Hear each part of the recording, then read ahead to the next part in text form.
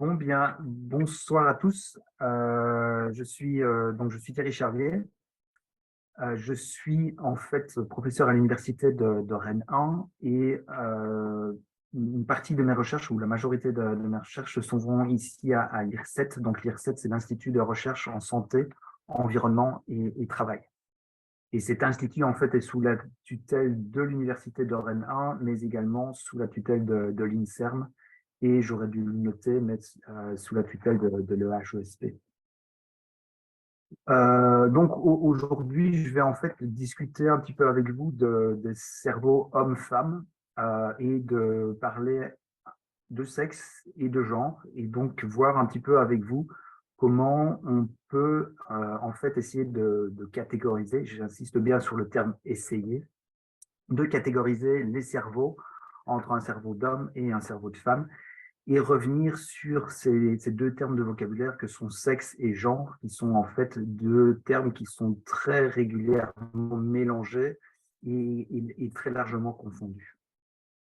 Alors, comme ce qui a été dit plus tôt, donc cette réunion est enregistrée, donc vous pourrez y avoir accès. Ce que je vais faire, c'est également vous mettre à disposition sous format PDF le diaporama de façon à ce que vous puissiez revoir certaines choses qui vous intéressent peut-être un peu plus.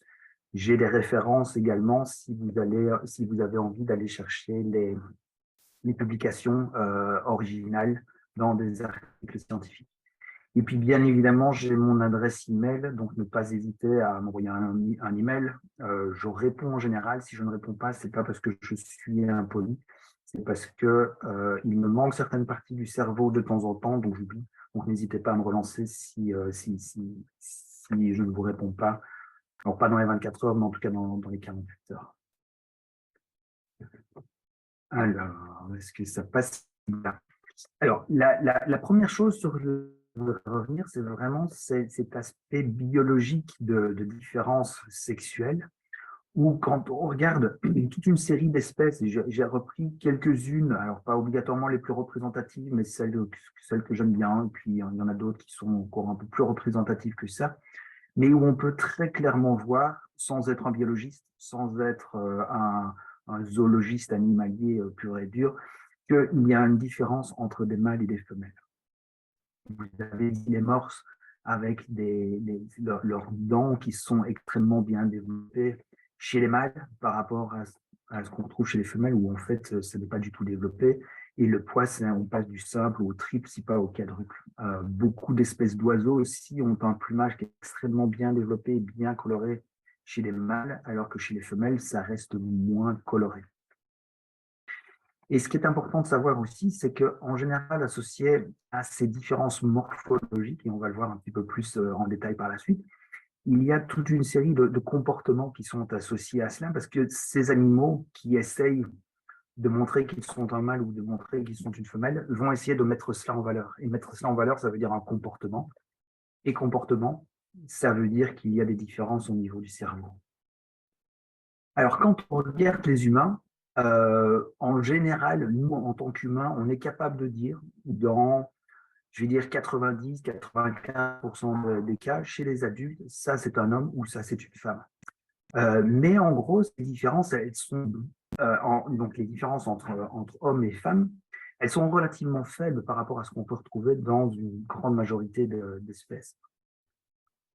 Donc, en fait, il y a beaucoup de choses sur la différence entre mâles et femelles qui ont été réalisées initialement chez les animaux, parce que c'est facile à voir, parce qu'on se dit s'il y a une différence, quelque chose qui est plus développé chez le mâle, un comportement qui est plus développé chez le mâle, je vais pouvoir voir quelles sont les régions du cerveau qui peuvent être impliquées dans ce comportement, puisque ce sera uniquement le mâle qui va montrer ce comportement. Et chez les humains, ben, une fois encore, c'est un peu difficile. On va voir ça un peu plus en détail. Et donc, chez certaines espèces, on va parler de dimorphisme, ou c'est-à-dire, en fait, vous avez vraiment deux types de morphologie. Vous avez une morphologie mâle et vous avez une morphologie femelle.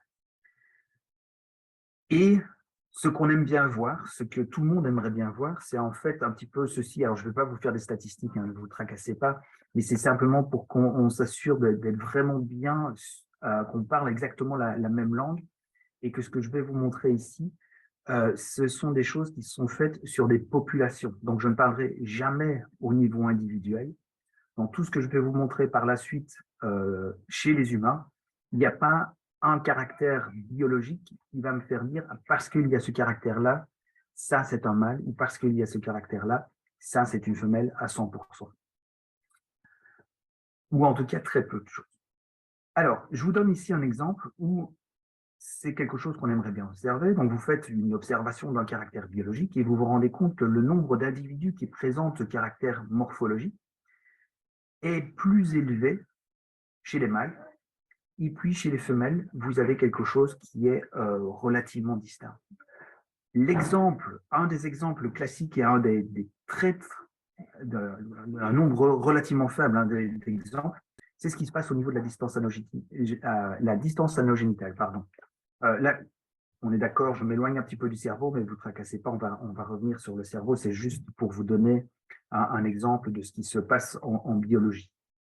Donc, cette distance anogénitale, en fait, c'est la distance qu'il existe entre l'anus et les organes génitaux chez les mammifères, et ce, quels que soient les mammifères. Et ce que vous pouvez voir, c'est qu'en fait, les femelles présentent en général une distance anogénitale qui est largement plus faible par rapport à ce que vous pouvez observer chez les mâles, que vous avez ici sur votre droite. C'est utilisé de façon courante en clinique également, bien évidemment, en pédiatrie, pour définir quand, alors, en général, il n'en a pas besoin, mais parfois l'enfant naît avec une malformation, un problème de développement au niveau des organes génitaux, et ça va aider le médecin à se dire, mais ça, en gros, ça devrait plutôt un mâle parce que cette distance anogénitale, elle est relativement élevée, ou ça devrait plutôt être une petite fille parce que la distance anogénitale est relativement faible. Et donc, vous voyez ici vraiment cette dichotomie, c'est vraiment presque un dimorphisme avec quand même un léger recouvrement, mais très très léger.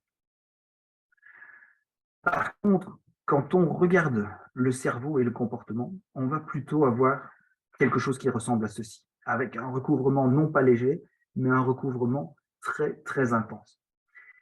Et donc, pour pouvoir analyser ces différences morphologiques ou ces différences comportementales, vous allez avoir besoin de statistiques. Et les statistiques vont être utilisées comme un outil qui va vous permettre de définir un seuil à partir duquel vous définissez, vous dites, bah oui, j'ai une différence entre hommes et femmes, entre garçons et filles, entre telle population et telle population. Maintenant, il y a toujours une certaine interprétation, il y a des connaissances en biologie qui vont vous faire dire, oui, je vois certaines différences, mais est-ce que c'est vraiment important? Est-ce qu'il ne faudrait pas une population plus importante, une population plus faible? Et l'autre chose donc, qui montre vraiment cette histoire de recouvrement et l'importance des statistiques, c'est la distance, le rapport de longueur entre votre index et votre annulaire. Donc, c'est important que ce soit le rapport. Vous pouvez vous amuser à faire ce genre de choses, c'est toujours très bien. Je le fais avec mes étudiants. Donc, vous mesurez la taille de votre index, vous mesurez la taille de votre annulaire, et en fait, le rapport de cette mesure est légèrement inférieur chez les hommes par rapport à ce que vous retrouvez chez les femmes. Quand je dis légèrement, c'est vraiment légèrement. Donc, vous avez ici le 0,95 de rapport. Donc, on parle de 0,94 à 0,96 et c'est sur une population qui est relativement. Maintenant, et j'insiste là-dessus parce que ça va être vraiment la base de notre discussion par la suite, c'est pas parce que vous croyez être un homme et vous dites, ah mais moi en fait, la longueur, le rapport de mes doigts, il est de 1,10. Mon Dieu, je ne suis pas un homme, je suis une femme. Donc ça n'a vraiment rien à voir au niveau individuel, c'est toujours au niveau populationnel qu'on peut observer ce genre de choses. Ce qui embête un petit peu les scientifiques et bien évidemment les gens qui essayent de comprendre un petit peu ce que font les scientifiques. La question est de savoir, mais est-ce que, en fait, puisque c'est ce qui va nous intéresser ici, est-ce qu'on va avoir des différences entre hommes et femmes au niveau du cerveau chez les humains? Alors, vous avez ici, alors je ne sais pas pourquoi les petites marques en bleu sont apparues. Vous avez en fait ici le gros stéréotype. C'est les hommes viennent de Mars et les femmes viennent de Vénus. Il y a des grosses choses très importantes avec le sport de balle le plus développé chez les hommes. Poursuite dangereuse, salut de la visée dans la cuvée des toilettes. Euh, Tout le monde connaît ce genre de stéréotype, alors que chez les femmes, on a plutôt le centre d'envie d'acheter, l'écoute, la jalousie. Tout ça est plus développé chez les femmes que chez les hommes. Bien évidemment, ce sont des stéréotypes qui ont un petit peu la vie dure. Vous trouvez toujours ça un petit peu à gauche, à droite. Bien évidemment, c'est pas tout ça qui va nous intéresser ici. Il n'y a pas, une fois encore, de différence aussi importante chez les hommes par rapport à ce qu'on peut retrouver chez les femmes, mais il y a quand même certaines choses. Et ces certaines choses, on les retrouve notamment, alors j'ai un petit problème ici, voilà, on les retrouve notamment au niveau de certaines capacités comportementales chez les humains, y compris chez les enfants. Alors pourquoi est-ce que c'est important de travailler chez les enfants? Ben, tout simplement parce que ça va vous permettre de déterminer dans une certaine mesure quel va être l'impact vraiment biologique par rapport à un impact qui est plutôt environnemental et très largement sociétal. Donc quand on regarde certaines différences au niveau du dessin, par exemple, j'aime bien mettre tous des petits trucs un petit peu comiques. Suzy, je ne sais pas si vous connaissez Calvin et Hobbes, c'est une bande dessinée américaine. Je pense elle est traduite en français également. Et donc, vous avez ce petit Calvin qui est le petit garçon qui toujours à causer des problèmes. Suzy, montre-moi ce que tu as dessiné en art plastique. Ah, super, une jolie petite scène domestique, une maison avec des fleurs typiques de filles. Les filles s'occupent de détails sans envergure, mais les garçons pensent à l'action et à la réussite. C'est clair que ce sont les hommes qui vont changer le monde. Et donc, Suzy lui pose la question, ah oui, qu'as-tu dessiné? Un escadron de B1 qui explose New York City. Donc ça, une fois encore, c'est un stéréotype, mais qui n'est pas très très loin de la vérité, parce qu'il y a différents types d'expériences qui ont été réalisées au Japon, aux États-Unis, en Finlande, et qui montrent que les sujets, les thématiques qui sont utilisées dans les dessins chez des jeunes enfants sont relativement différents, avec bien évidemment, il faut encore un certain recouvrement. Pascal aussi, dans une certaine mesure, a été mise en évidence comme étant sexuellement différencié. Alors, je suppose que vous avez déjà tous vu un dessin similaire, encore stéréotype. Donc, votre mission, vous allez chez Gap, dans un magasin de vêtements, et vous achetez un pantalon. L'homme, il va directement et donc ça lui prend 6 minutes et il paye 33 € son pantalon, alors que la femme va dans tous les magasins du supermarché ou du centre commercial, il lui faut 3h26 et ça lui coûte 876 € au total pour acheter son pantalon. Et puis alors, le développement verbal aussi, il y a certaines différences qui ont été mises en évidence. Les aptitudes mathématiques, et malheureusement, on le voit toujours quand on va dans certains instituts, dans certaines écoles. Vous allez dans une école d'ingénieurs informatique, vous avez 99% des hommes. Vous allez en physique, c'est aussi 97% des hommes. Mathématiques, c'est la même chose. Les interactions sociales, c'est aussi, il y a certaines différences qui ont été mises en évidence entre petits garçons et petites filles, et hommes et femmes. Et bien évidemment, la majorité de ces choses que vous voyez ici, que je vous ai montrées, alors de un, ce sont des stéréotypes, c'est largement exagéré, mais au niveau scientifique, on montre ces différences. Et parmi ces différences, en fait, la question que l'on peut avoir, c'est est-ce que c'est le genre ou est-ce que c'est le sexe? Et en fait, ce sont deux choses séparées. Moi, ce qui m'intéresse plus particulièrement, c'est le sexe. Le sexe, ça veut dire quoi? Ça veut dire le sexe biologique. Est-ce que parce que vous êtes né garçon, parce que vous êtes né fille, vous allez observer ces différences? Donc, c'est quelque chose qui est inné. Vous naissez avec ces caractéristiques biologiques. Mais on peut très bien se poser la question, et elle est extrêmement importante, c'est quel va être l'effet du genre. Et le genre, c'est une construction sociale. C'est-à-dire que dans une société, vous êtes un homme, et donc un homme en général, ça doit faire ça. Un homme, ça doit pouvoir jouer au football, ça doit pouvoir faire du bricolage, ça doit pouvoir par la voiture et une fois qu'il a fini son travail, l'homme, il va regarder la télévision. Et d'un autre côté, ben, la femme, qu'est-ce que c'est? Une femme, c'est quelqu'un qui, si possible, devrait rester à la maison le plus souvent possible, en tout cas prendre soin des enfants, prendre soin du repas du soir, prendre soin de la lessive et tout ce genre de choses. Et bien évidemment, plus vous êtes dans une société où il y a une différence entre hommes et femmes, plus vous allez avoir un impact de cette société sur le développement de votre cerveau. Je ne vais pas dire que ce soit des développements positifs ou négatifs, je parle juste ici de différence. Ce qu'on retrouve également en plus de ces différences comportementales, donc je dirais physiologiques, de la cognition, au niveau de l'apprentissage, au niveau des interactions sociales, donc sans pathologie, vous avez également toute une série de maladies mentales qui sont différentes entre hommes et femmes. Vous retrouvez, alors j'espère que c'est assez clair, c'est petit, hein, donc ça vous aidera un petit peu quand vous aurez ce diaporama, mais vous avez en fait différents troubles neuropsychiatriques, développementaux, qui sont déjà sexuellement différenciés avec, par exemple, les troubles de spectre autistique qui sont bien plus souvent observés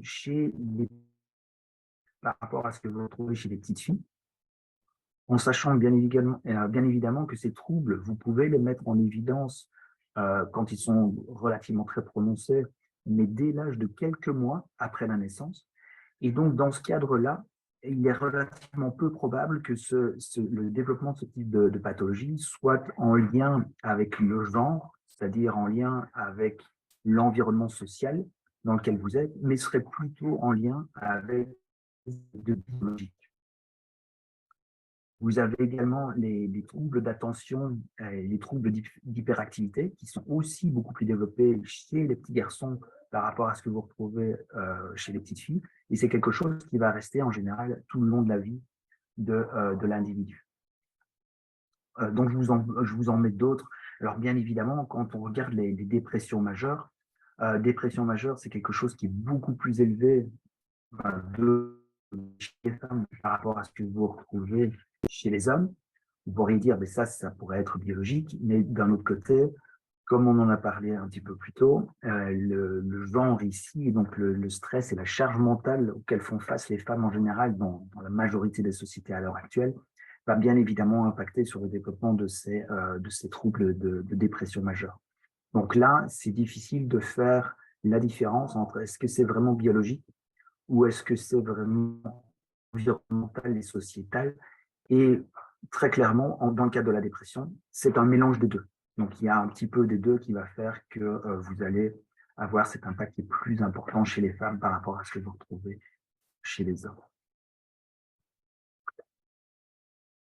Quand on parle de sexe, alors là, je vais refaire un petit retour très rapide sur les bases biologiques de la différenciation sexuelle, mais très, très rapide. En fait, c'est une idée qui a été proposée par Alfred Jost, donc qui était professeur à l'université de Strasbourg, et qui postule en fait que c'est le sexe chromosomique, donc le fait d'avoir soit chez les femmes des chromosomes X, deux chromosomes X, soit chez les hommes un chromosome X et un chromosome Y, qui va permettre le développement des gonades.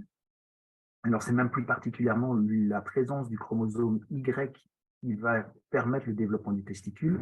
Si vous n'avez pas de chromosome Y, en général, vous allez avoir un ovaire. Moins fonctionnel, on est tout à fait d'accord, mais donc c'est vraiment le Y qui va permettre le développement du testicule. Donc, ces chromosomes sexuels vont permettre de définir le sexe gonadique. Et puis, bien évidemment, ces gonades, en se développant, vont libérer certaines hormones. Les testicules, en général, sont beaucoup plus associés à la synthèse de testostérone. Les ovaires, chez les femmes, sont en lien avec la synthèse d'œstrogène. Attention qu'il ne s'agit pas ici, comme on l'entend toujours à l'heure actuelle, d'hormones mâles, la testostérone, et d'hormones femelles ou d'hormones de femmes, les œstrogènes. Les deux coexistent, bien évidemment, chez tout le monde, que vous soyez un homme ou chez une femme. Maintenant, la concentration circulante est un peu plus élevée en testostérone chez les hommes et un peu plus élevée en œstrogène chez les femmes.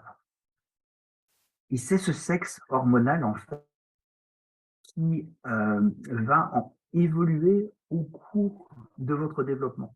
Donc la testostérone ou les œstrogènes, ce n'est pas quelque chose qui apparaît au moment de la puberté qui va faire de vous un individu homme capable de se reproduire.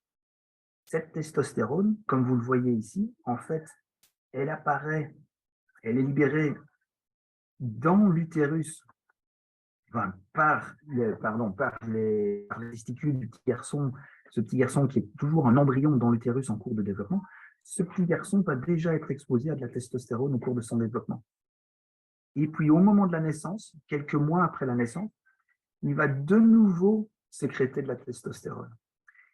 Et puis, ça va être calme pendant quelques années, jusqu'au moment de la puberté, où là, bien évidemment, au moment de la puberté, vous avez une augmentation de ces niveaux de testostérone toute la vie. Et chez les femmes, mais c'est exactement la même chose. Vous avez une libération d'œstrogène au cours du développement, et puis à l'âge adulte, avec en général, donc ici, ce ne sont pas les niveaux d'œstrogène qui sont représentés, mais c'est l'hormone qui va permettre la synthèse des œstrogènes. Mais vous voyez en fait un petit peu comment ça se passe. Donc, ces hormones vont être sécrétées à l'âge adulte. Et donc, vous voyez que tout au long de la vie de l'individu, vous allez avoir une sécrétion hormonale qui est différente entre les garçons et les petites filles, et ça commence de façon relativement précoce. Et c'est ce sexe hormonal qui va en fait définir le sexe morphologique et les fonctions physiologiques et les comportements sur lesquels je vais m'attacher un tout petit peu plus en détail.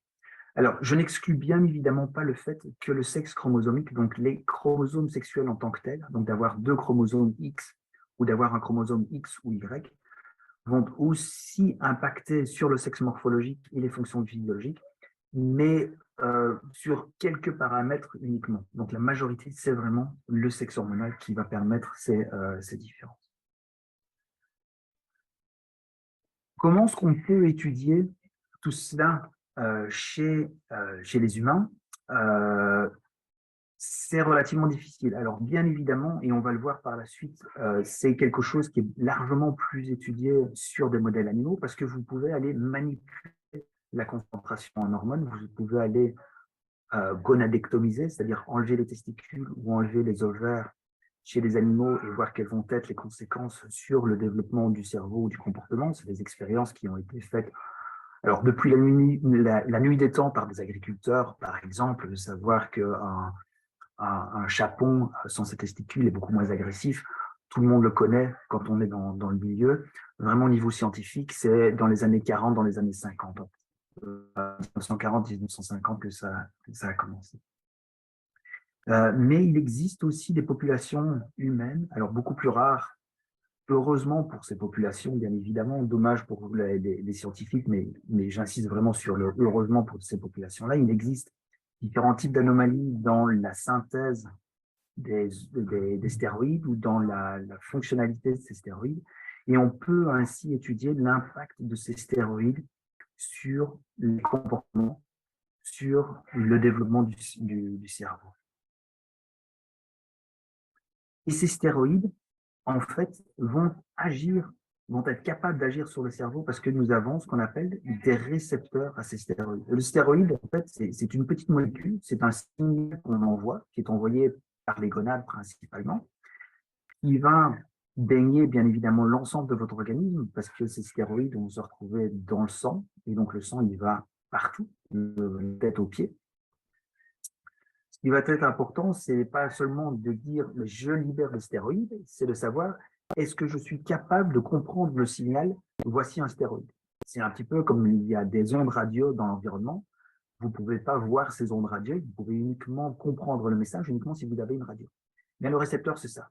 C'est le récepteur qui va pouvoir reconnaître ce signal et se dire, mais là, j'ai capable de répondre à ces stéroïdes.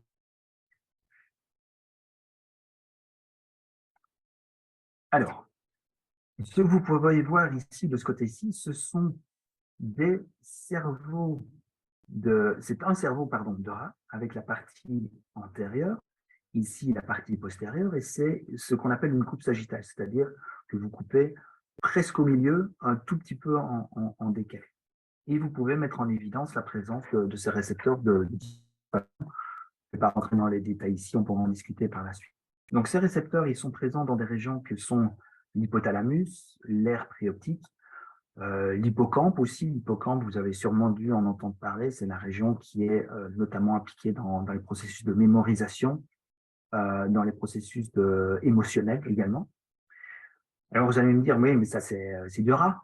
Nous, on n'est pas des rats. Alors, vous voyez, on n'est pas des rats, mais on se rapproche quand même. Parce que lorsque vous regardez la présence de ces mêmes récepteurs dans des cerveaux humains, eh bien, vous retrouvez exactement les mêmes localisations. Avec l'hypothalamus, dont on a déjà parlé, donc l'hypothalamus qui est ici, qui présente ces récepteurs, tout comme ici.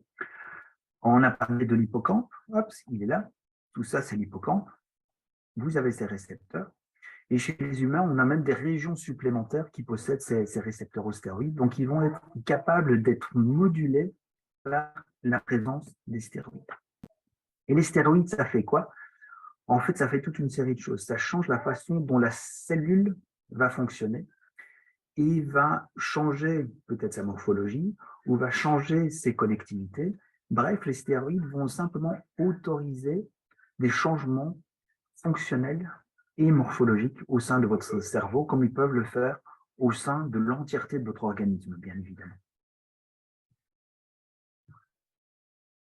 Alors, quand on regarde un peu ce qui se passe dans le cerveau, donc il y a toute une série d'études maintenant qui ont été réalisées dans des cerveaux humains. Je ne vais pas tellement parler d'animaux, si ça vous intéresse, on pourra reparler par la suite de tout ça. Je vais me focaliser évidemment sur ce qui a été fait sur les humains. Il y a des méthodologies qui vous permettent maintenant de comprendre, de mieux envisager la structure à l'intérieur du cerveau sans devoir retirer le cerveau de la personne, ce qui est relativement intéressant et qui donne accès à un peu plus de volontaires, bien évidemment. Alors, qu'est-ce que vous faites? Mais c'est simplement, ce sont des machines qui permettent de faire de la résonance magnétique. Donc, c'est ce qu'on appelle de l'imagerie par résonance magnétique. Donc, il y a toute une série d'analyses qui se font, qu'on ne fait pas nous dans le laboratoire, mais j'ai des collègues qui font ce genre de choses, et qui vont permettre en fait de définir même par exemple la quantité de matière grise. La matière grise, c'est l'ensemble des régions qui possèdent les neurones, donc les unités fonctionnelles dans le cerveau. Alors, je vais voir si cette petite vidéo ici fonctionne. En fait, ce que vous allez voir ici, c'est une analyse comparative du volume de différentes régions du cerveau, en passant de l'avant du cerveau vers l'arrière du cerveau. Quand c'est bleu, ça veut dire que c'est plus développé chez les hommes par rapport à ce qu'on retrouve chez les femmes. Et quand c'est jaune, ben, c'est plus développé chez les femmes par rapport à ce qu'on retrouve chez les hommes. Et une fois encore, j'insiste là-dessus, ça a été fait après analyse statistique sur une population. C'est-à-dire que vous avez plusieurs dizaines d'individus dans chaque groupe, on fait la moyenne de tout le monde, et donc on dit, ben, voilà, chez les hommes, en général, ça se passe comme ça. Et chez les femmes, en général, ça se passe comme ça. Alors, j'ai l'impression que la petite vidéo ne fonctionne pas. Ça, c'est dommage.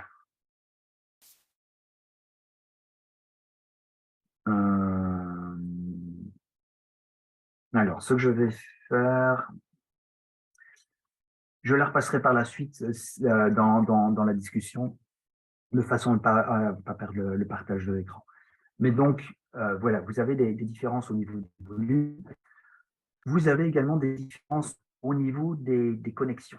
Alors, j'ai représenté ici, donc c'est un papier qui est paru en 2014, où ils analysent en fait le transfert d'informations dans toutes les directions. Ils regardent en fait l'orientation de l'eau à l'intérieur de votre cerveau, et l'orientation de l'eau indique en fait les réseaux de fibres entre différentes parties de votre cerveau. Et ce que vous pouvez voir ici, c'est les hommes. Donc, tout le monde a des réseaux neuronaux, ça, il n'y a pas de souci. Mais chez les hommes, c'est plutôt des connexions qui se font de l'avant vers l'arrière et vers l'arrière vers l'avant, du haut en bas, mais de façon unilatérale.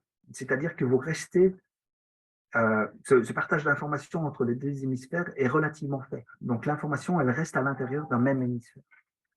Alors que chez les femmes, en général, vous avez beaucoup plus de ce transfert d'informations.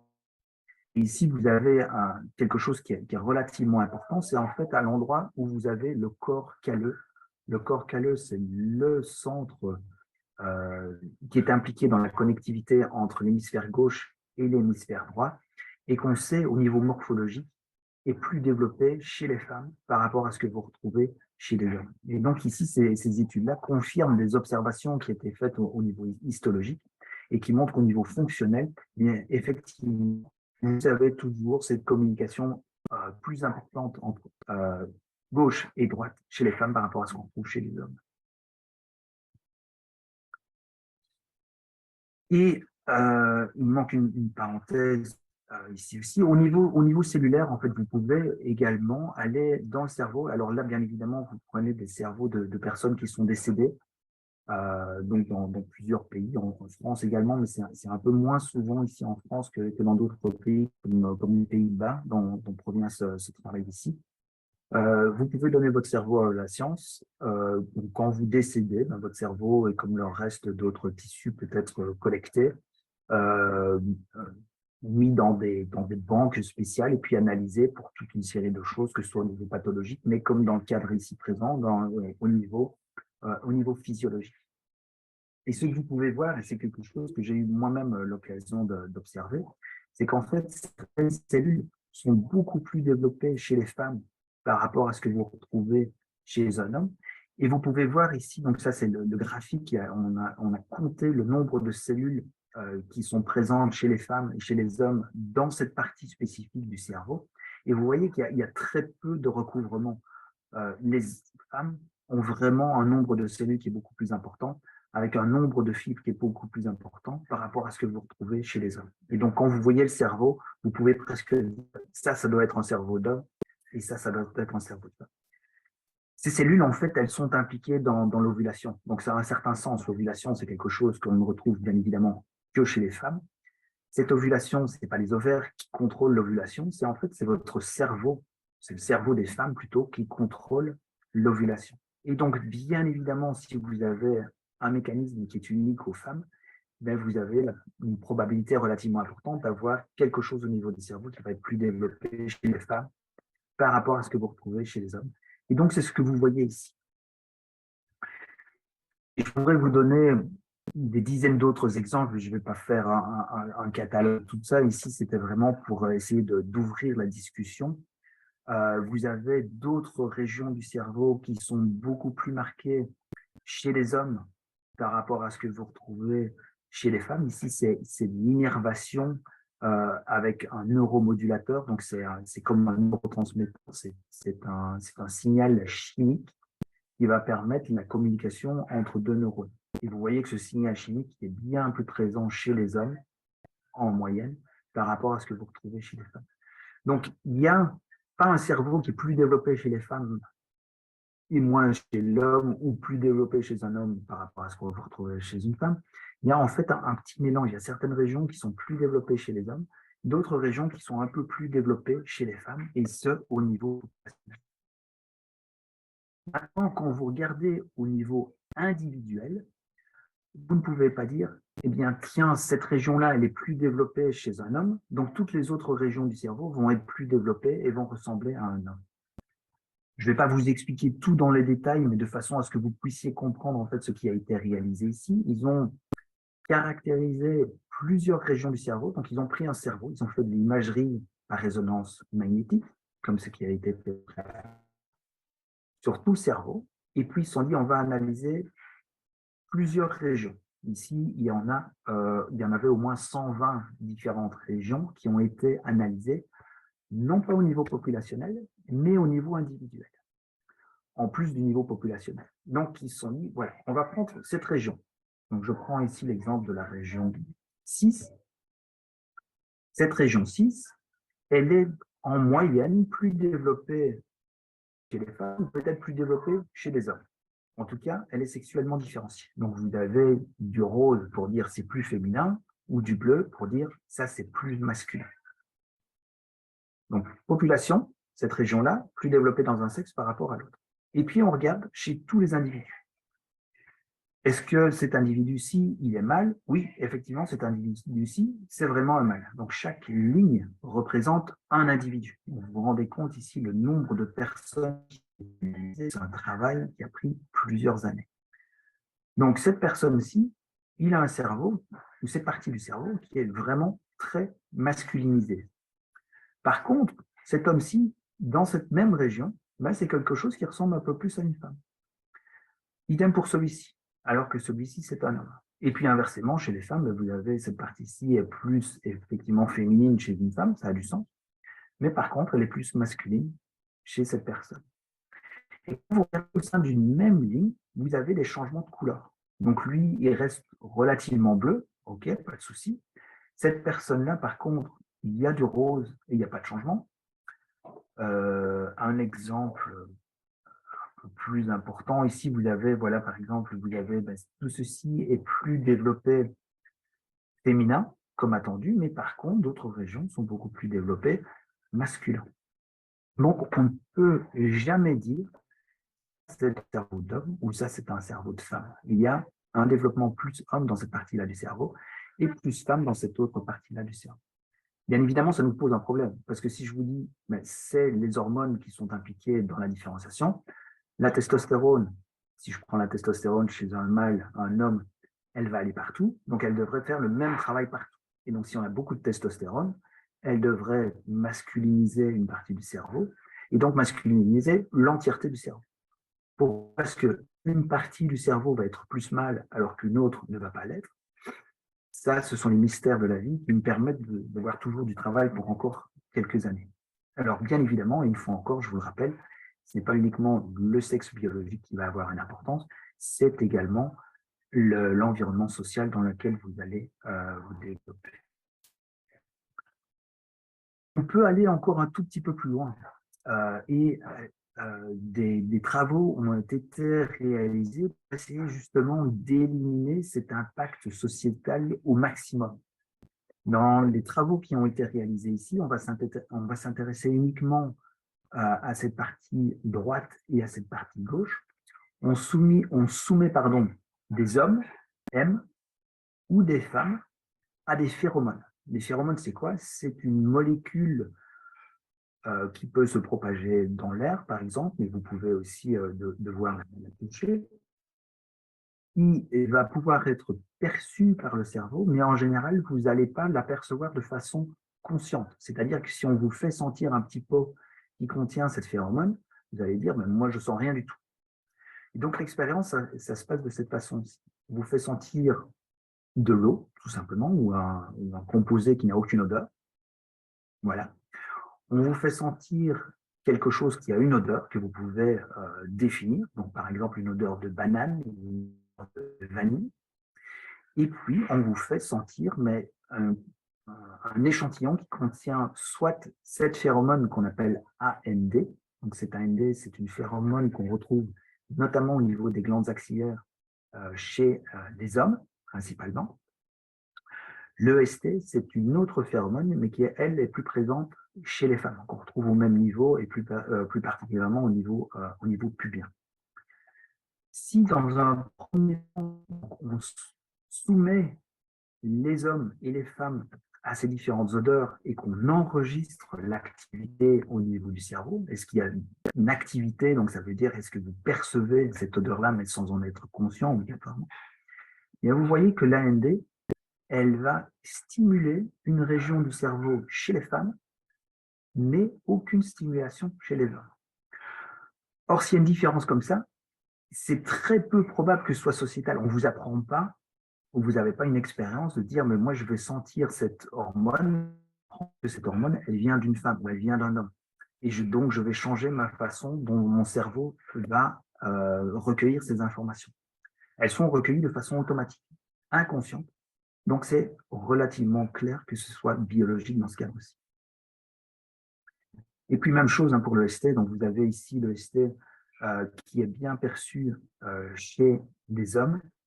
Et puis, chez les femmes, c'est d'autres régions du cerveau qui vont être actives. Et puis, vous pouvez regarder d'autres choses aussi qui n'ont rien à voir avec le comportement sexuel, puisqu'on a tendance en général à faire le lien entre sexe, hormones stéroïdiennes, donc sexe. Je vous ai montré des régions du cerveau qui ne sont pas du tout impliquées dans le comportement sexuel, mais plutôt dans des interactions sociales. Même chose ici, où on regarde en fait des réseaux, comment ces réseaux sont développés chez les hommes ou chez les femmes. J'ai des trucs qui ont disparu et apparu, désolé. C'était ça qui m'intéressait plus qu'autre chose ici. Donc, on compare des petits garçons et des petites filles, donc avant la puberté.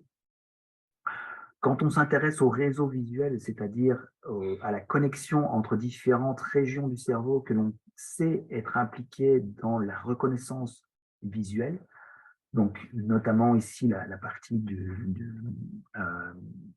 du cortex occipital, vous voyez en fait qu'il y a peut-être un petit peu plus de développement chez les filles par rapport à ce qu'on trouve chez les garçons, mais ce n'est pas statistiquement significatif. Donc ça veut dire qu'il n'y a pas de différence chez les garçons par rapport à ce qu'on retrouve chez les filles. Par contre, le réseau sensorimoteur, donc c'est un réseau qui nous permet de percevoir de l'information sensorielle et plus particulièrement l'information tactile et de traduire ça en information motrice. Et vous voyez que ce réseau il est plus développé chez les filles par rapport à ce que vous retrouvez chez les petits garçons, et ce de façon statistiquement significative. Et par contre, pour le réseau du mode par défaut, c'est un réseau qui est en fait relativement activé lorsque vous faites rien. Donc, vous faites une séance de yoga, par exemple, vous vous reposez, vous fermez les yeux, vous ne pensez à rien du tout. Vous allez avoir ce réseau du mode par défaut qui va être activé. Et qui, ici, est plus développé chez les petits garçons par rapport à ce qu'on peut retrouver chez les petites filles. Et donc, en termes de comportement, vous avez aussi des différences qui vont pouvoir être observées. J'en discutais un tout petit peu plus tôt dans la discussion.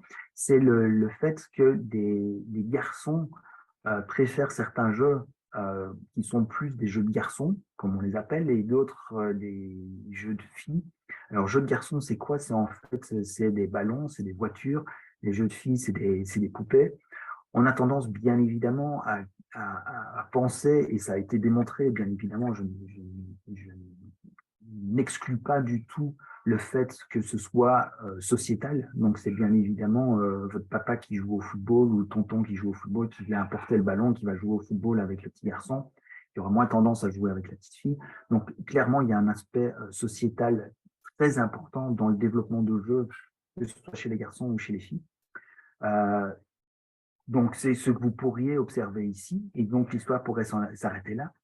Sauf qu'il y a des études qui ont été réalisées dans plusieurs laboratoires sur des petites filles qui sont atteintes d'une pathologie qu'on appelle une hyperplasie congénitale de la glande surrénale. Alors, c'est un petit peu barbare comme nom. Tout ce que c'est simplement, c'est la glande surrénale au cours du développement est trop active et donc elle va synthétiser quelques hormones en trop, y compris de la testostérone.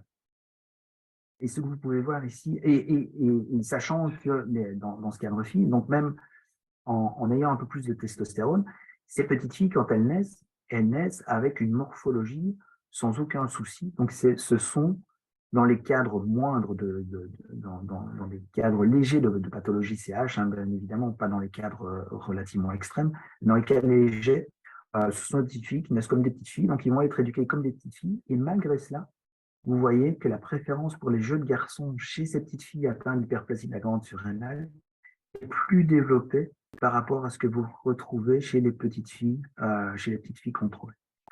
Et chez les garçons, cette pathologie n'a aucun impact, parce que bien évidemment, la testostérone, elle est déjà là, en rajouter un peu plus en provenance des glandes surrénales ne va pas changer grand-chose sur le comportement de jeu de ces populations.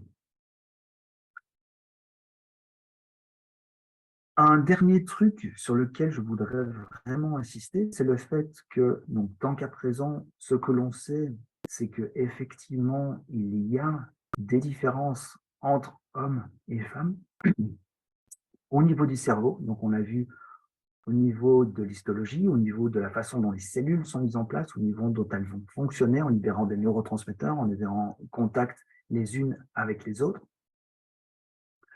Ces différences, elles sont clairement en lien notamment avec les stéroïdes au cours du développement, mais également à l'âge adulte. Et ce qu'on peut voir, en fait, et alors ça, c'est principalement chez les animaux, mais qu'on peut très probablement extrapoler chez les humains, puisque tout ce qu'on a vu jusqu'à présent chez les animaux se retrouve, quand on peut le faire, sur des humains. On peut voir aussi que les stratégies d'apprentissage vont être différentes entre garçons et filles, ou plutôt entre mâles et femelles. Donc, ce sont des expériences qui peuvent être réalisées sur des rongeurs, où on leur demande en fait à ces rongeurs de retrouver un endroit spécifique. Et la façon dont ça fonctionne, c'est ce qu'on appelle un labyrinthe euh, je vais y arriver, un labyrinthe en dos de Maurice. Donc c'est une piscine avec une relativement faible profondeur, mais qui permet quand même aux rongeurs de pouvoir nager. Et on lui demande en fait de se déplacer vers une petite plateforme qui est ici en bleu, dans laquelle il aura pied, donc c'est-à-dire il n'aura plus besoin de nager, il pourra sortir un petit peu de l'eau. Mais lorsque vous nagez, en fait, vous êtes au niveau de la surface, donc vous ne la voyez pas du tout, cette plateforme. Donc ils doivent apprendre au sous cette plateforme. Alors, soit cette plateforme, les animaux peuvent apprendre simplement en sachant la localisation. Donc, en se disant, ben voilà, moi, on me lâche à cet endroit-ci. Je sais que la dernière fois, la plateforme, elle était là sur ma gauche, à 55 cm un peu plus loin. Et ça, en général, ce sont les mâles qui vont utiliser ce type de stratégie. Par contre, les femelles, ce qu'elles vont faire, c'est qu'elles vont utiliser des choses qui sont présentes dans l'environnement en disant, tiens, il y avait la prise électrique qui est de ce côté-là, ou il y avait tel objet qui était placé de ce côté-là, et je sais que ma plateforme, elle se retrouvait de telle façon par rapport à ces objets. Et c'est ce qu'on retrouve en fait quand vous demandez en fait à des hommes ou des femmes de retrouver ou de décrire l'endroit où ils doivent se retrouver pour aller boire un verre, pour savoir où est la maison. En fait, en général, les femmes vont utiliser beaucoup plus des indices avec, tiens, il y a une pharmacie là-bas, il y a il y a une bouche d'incendie à ce niveau-là, il y a un arbre à ce niveau-là, alors qu'un homme va plutôt dire, mais tiens, tu roules pendant 1 kilomètre, et puis alors après, ce sera sur ta gauche au troisième virage. Donc c'est quelque chose qu'on retrouve plus ou moins chez les humains, qu'on peut plus facilement tester chez les animaux, et ce dont on se rend compte, c'est qu'en fait, c'est clairement chez les animaux la testostérone ou les œstrogènes qui vont impacter sur les stratégies d'utilisation sur les stratégies de localisation. Donc le fait d'avoir des stéroïdes, soit à l'âge adulte, soit au cours du développement, va en fait impacter sur nos stratégies d'apprentissage également. Et alors, je vais en terminer là-dessus en mettant mes flèches très rapidement, de façon à vraiment insister sur le fait que c'est bien évidemment votre cerveau qui va impacter sur le comportement, sur les facultés cognitives, sur les troubles et les pathologies, mais bien évidemment que tout ça va aussi impacter sur le développement de votre cerveau. Donc, votre cerveau, c'est quelque chose qui est extrêmement plastique, donc qui peut être modifié tout au long de la vie d'un individu. Et chaque fois que vous apprenez c'est parce que vous avez un cerveau, mais le fait d'apprendre quelque chose va en fait modifier ce qui se passe dans votre cerveau. Et tout ça, bien évidemment, va être en lien avec des facteurs génétiques. On sait qu'il y a certains gènes qui sont impliqués dans certaines pathologies, dans certaines facultés cognitives, en tout cas chez les animaux. Mais vous avez également ces hormones qui vont moduler. Alors, ça ne va pas changer du noir au blanc, une fois encore, on parle au niveau de population, mais ça va passer d'un niveau à un autre grâce à ces hormones.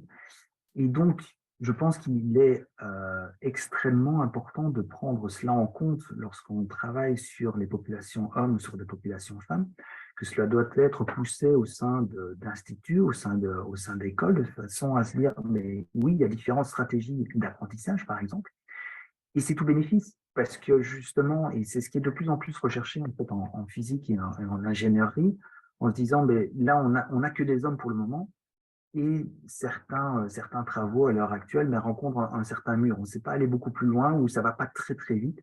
Alors que s'il y avait un peu plus de femmes qui arriveraient avec des stratégies d'apprentissage différentes, avec des stratégies pour résoudre le problème qui vont être différents, il y a moyen de contourner, de contourner ce mur. Et donc, qui montre vraiment l'importance d'avoir des hommes et des femmes avec des cerveaux qui sont légèrement différent, mais cette légère différence peut permettre justement d'aller un tout petit peu plus loin dans les interactions et dans les apprentissages.